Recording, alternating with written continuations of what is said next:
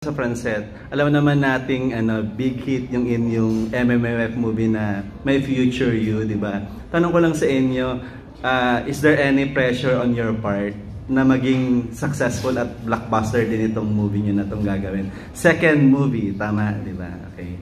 Seth? Yes, sobrang laking pressure yung naidulot ng My Future You. Actually, hindi lang ako, lahat kami, team namin, mga kasama namin, lahat kami napipressure dahil lagi kong sinasabi nung papalabas pa lang sa audition piece namin yun, pero dito makikita ng tao na kaya talaga namin. Kumbaga, kailangan namin baka pa ng mas yung isang bagay. So, doon kami napipressure, and I think pag pinagtulungan naman brainstorming sa mga fans, magagawa namin at laging pataas. Francine?